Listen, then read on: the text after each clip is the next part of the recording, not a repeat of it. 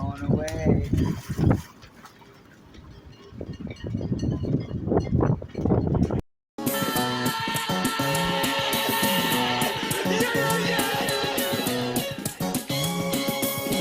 This is indeed a disturbing universe.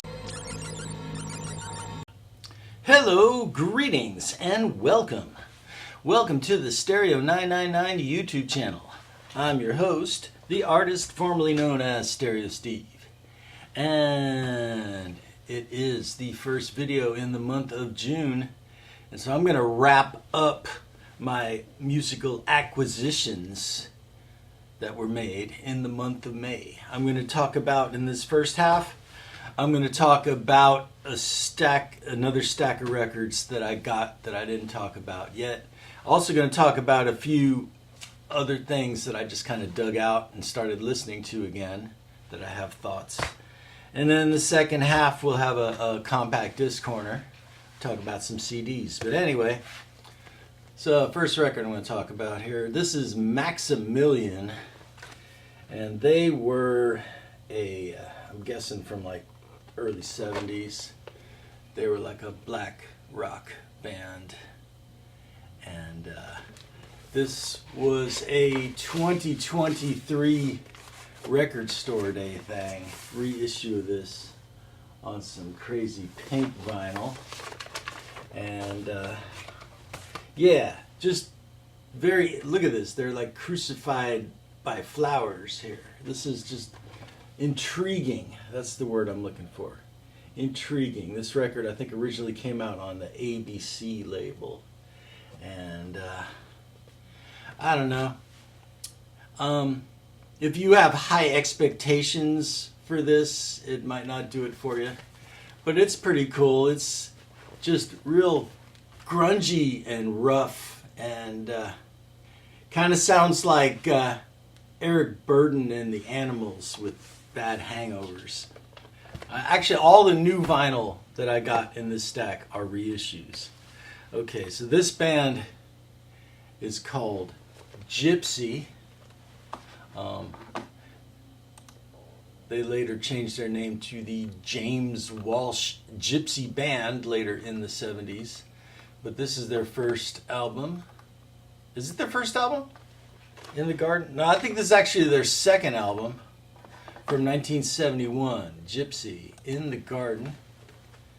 Cool cover here. It opens up like that. Ooh, scary. Let me tell your fortune. Oh, my third eye has a beard. But anyway, this is some good, solid 70s rock. A little prog rock in places. Parts of it remind me of Santana. Parts of it get a little more prog rocky and complex than I was expecting. Not translucent, but it looks like a black record, but it's actually like a dark purple. Gypsy, In the Garden. Orient Express on Mainstream. And this is kind of in the similar vein to that Devil's Anvil hard rock from the Middle East record. But this has got a little bit more of a traditional acoustic kind of sound, more instrumentals.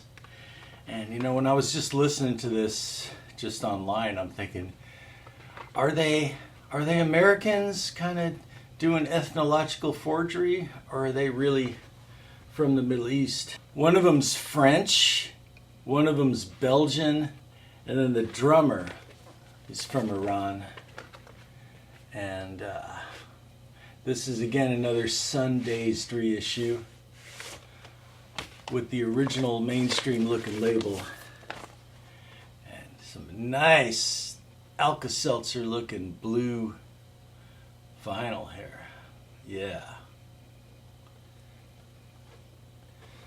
And it sounds great. They did a really good job mastering this. We're on the train to Bombay. This next one, I've been meaning to get something from this band. They're a Cosmic Brian favorite. Of course, I'm talking about the Marshmallow Overcoat. And I found this like 2 LP very best of Marshmallow Overcoat. Once again, on some nice colored vinyl, 2-record set. They're from Arizona, led by the late great Timothy Gasson. And they were mostly around in the 80s and early 90s. I used to always see their records all over the place.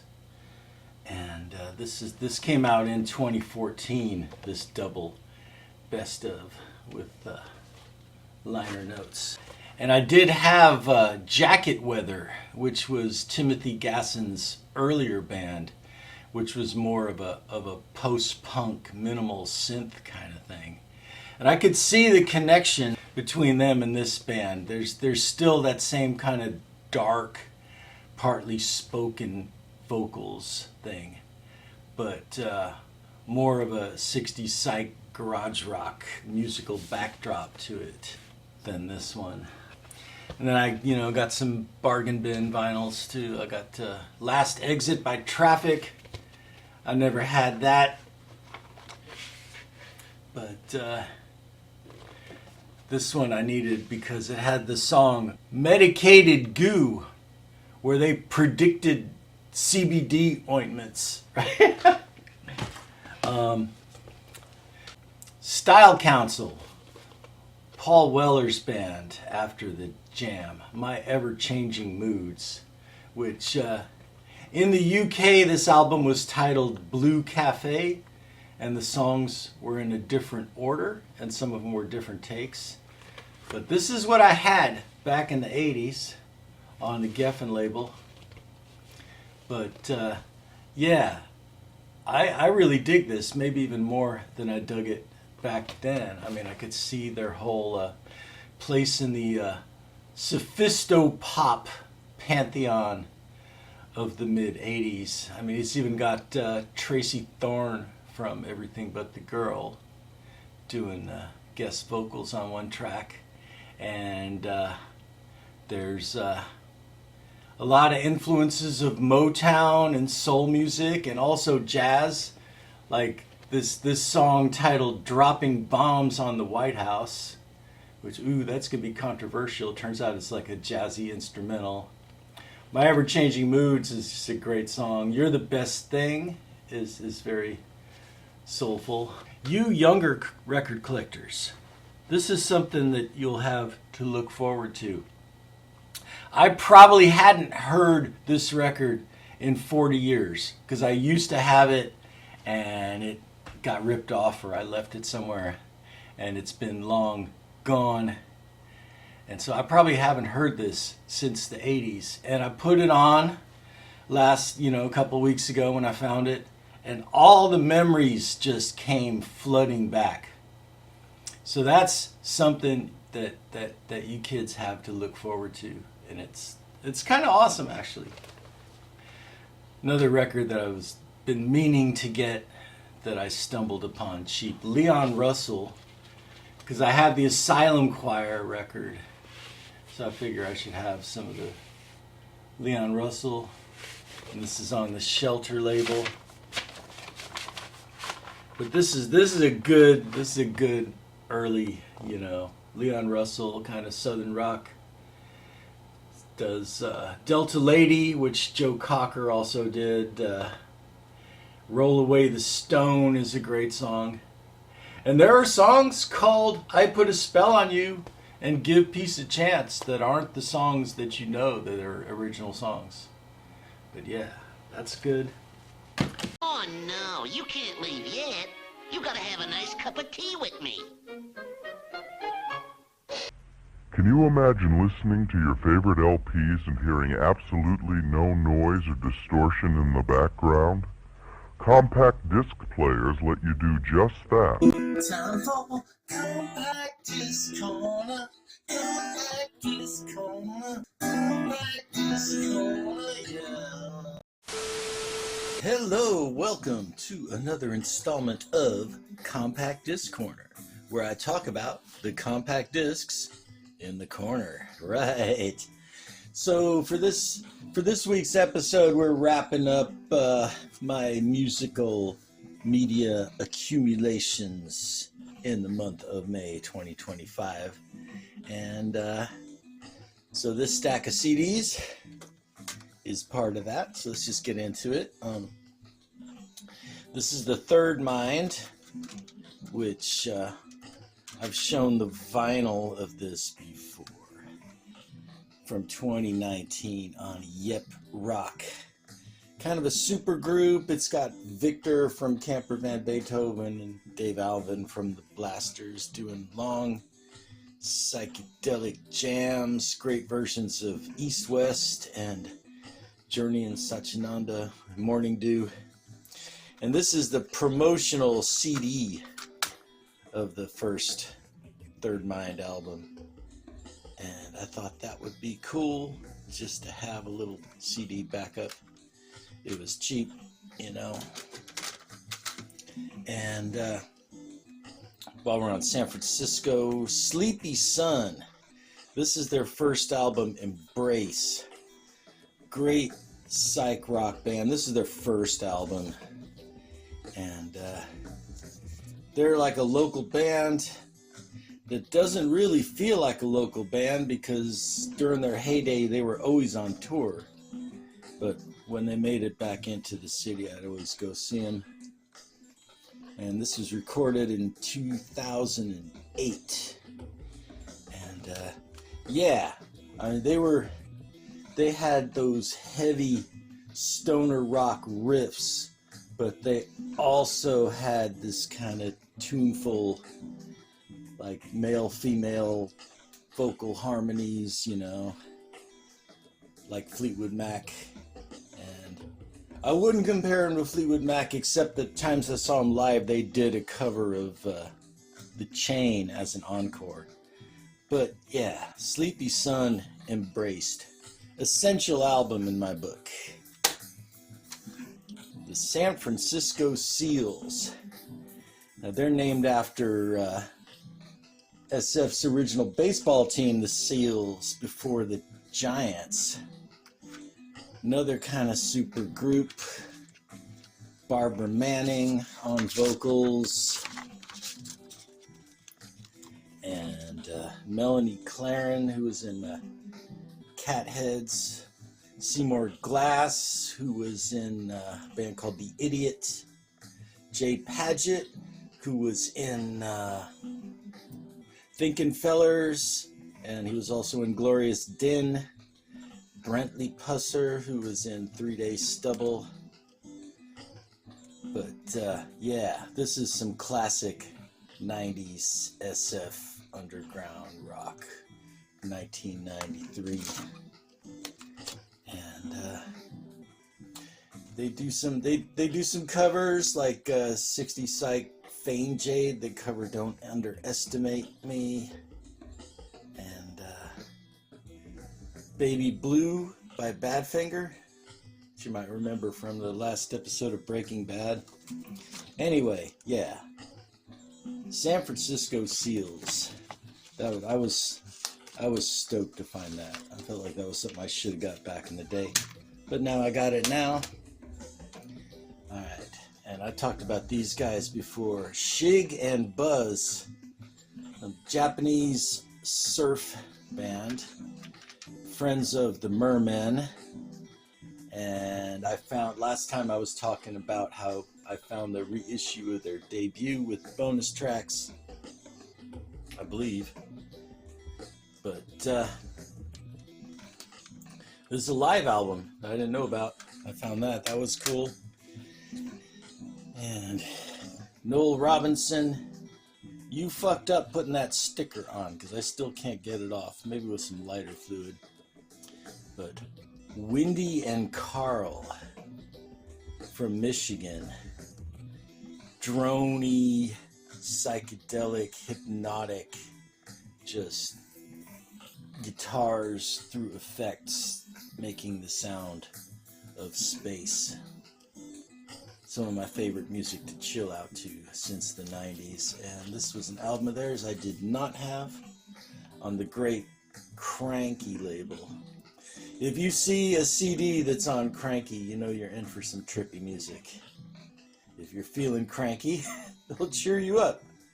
But this album, which is called Consciousness, yeah, nice one. And I was looking through the bargain bin in the reggae section. Always like these compilation CDs that come with Mojo magazine. And this one is called Sun is Shining, which is one of my favorite Bob Marley songs. So I figured this is going to be good. 15 Reggae Summer Scorchers. This was from 2007. This issue came out. But this is pretty much straight up reggae classics. Funky Kingston, Marcus Garvey, What is Life, Exodus from Bob Marley. It's got some Lee Perry. Just a solid collection of reggae. I gambled on some other things that I hadn't heard of. This is Outer National Dub Convention. And you know, being a pothead, I'm always a sucker for dub reggae. This is Jah Free and Vibronics. And so it's kind of a split album with tracks from those two artists. And it's just basically just chill out dub reggae, which also these other two that I picked up that are kind of leaning more towards chilled out electronic music, but definitely got the job done here. It's from 2010, this one, Dub Mission Records and that. But yeah.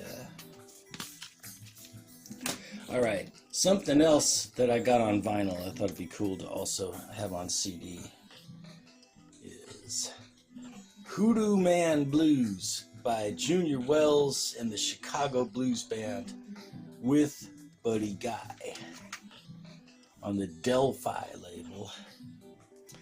And this is just a good raw guitar, bass, drums, harmonica blues record. And scratch it back and hold it, it's great.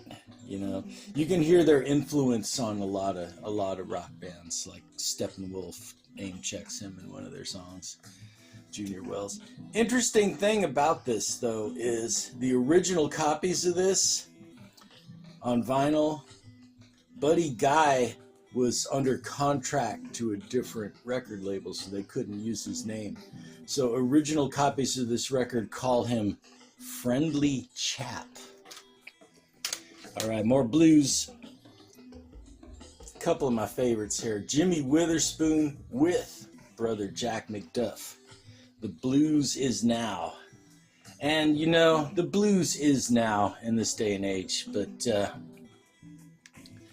brother Jack McDuff, the great soul jazz organ player, with the great Melvin Sparks on guitar on this. And this is just solid. I mean, Witherspoon's kind of more of a jazz blues than a rock blues, but there's some solid tracks on here. It's got a little fold out with the liner notes from the original record here. It says, in capturing the mood and rhythms of today on this album, Spoon was fortunate in enlisting the support of Jack McDuff. McDuff is one of those rare musicians who can segue from a contemporary jazz classic to a raucous rock and roll tune without being unfaithful to the style of either one. But a world traveler, Jimmy Witherspoon has developed a singing style which not only reflects his Arkansas Baptist roots, but also combines country-style emotionalism with an acute awareness of life as he has seen it in big cities all over the world.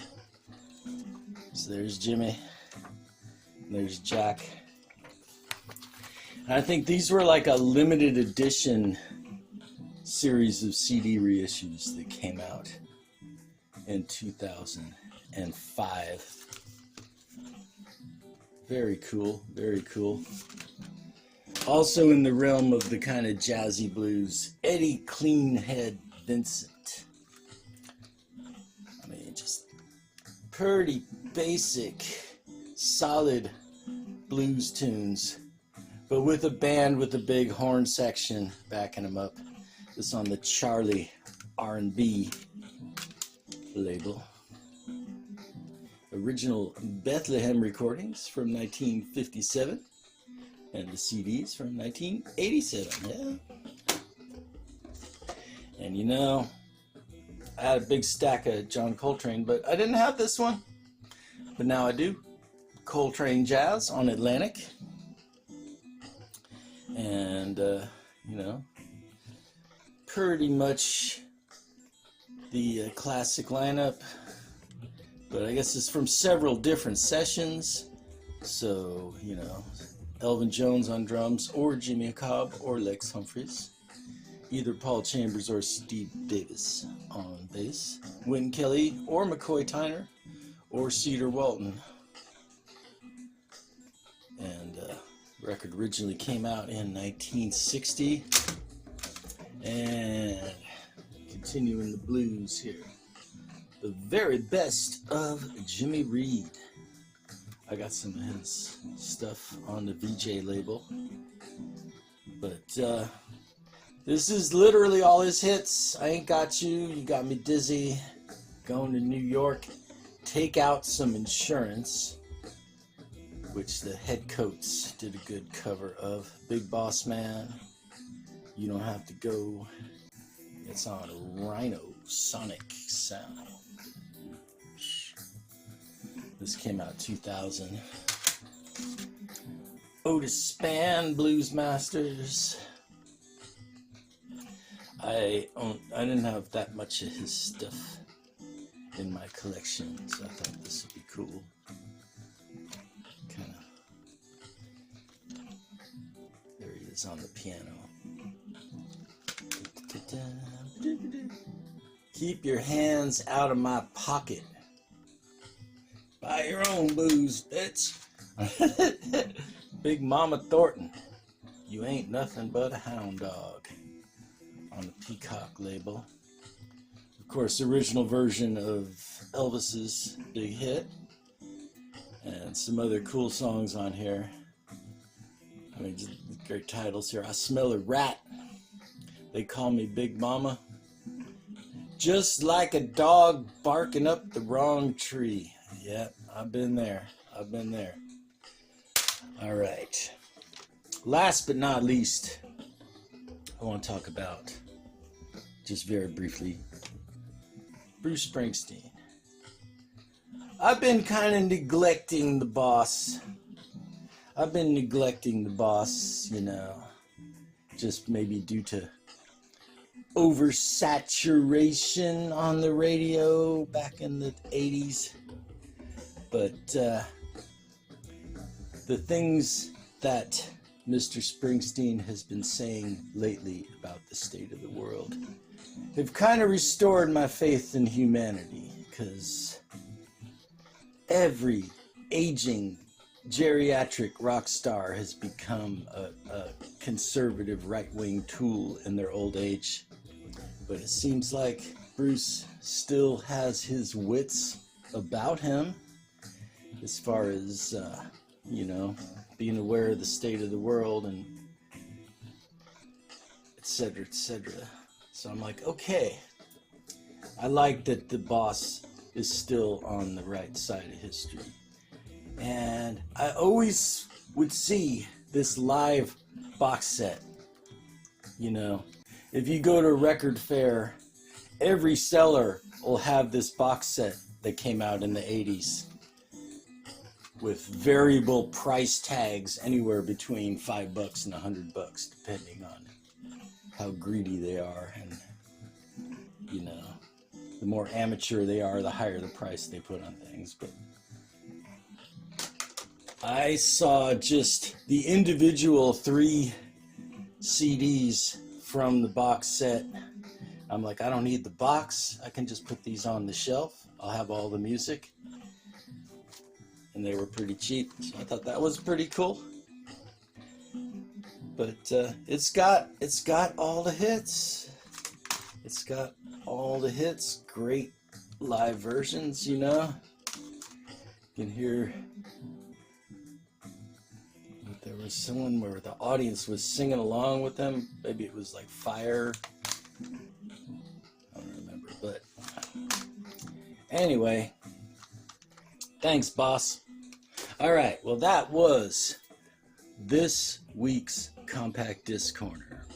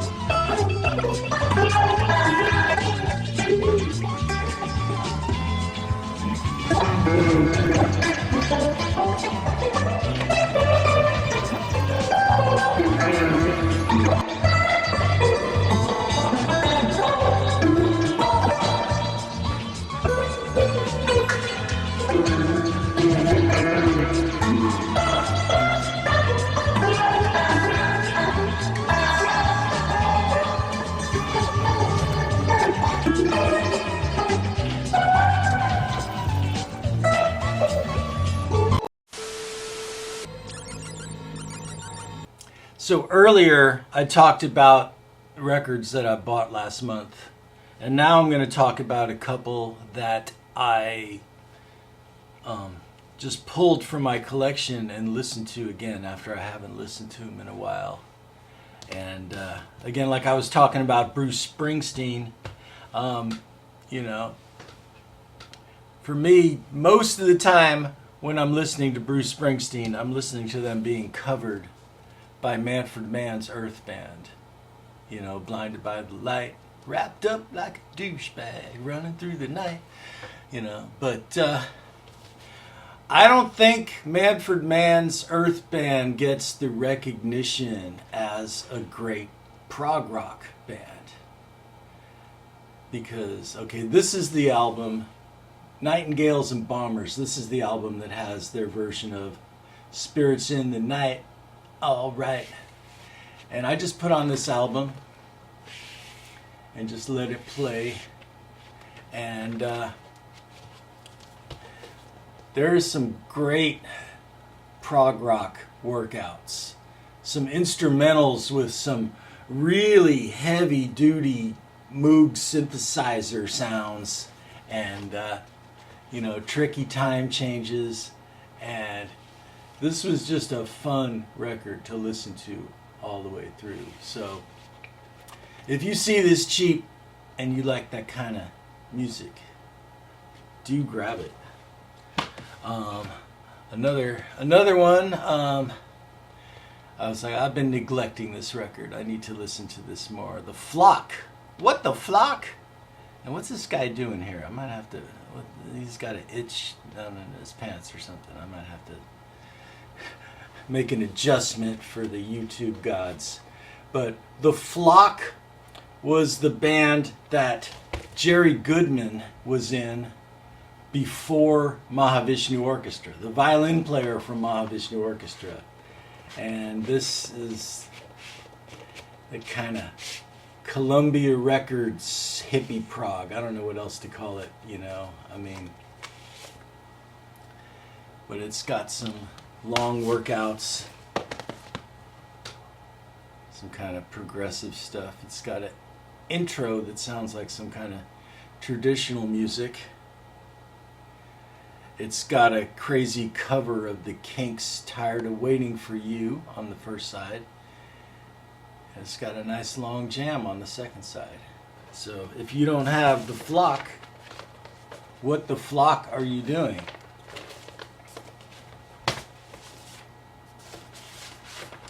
Alright, let me get into some of my meathead guilty pleasures. The Babies, Head First.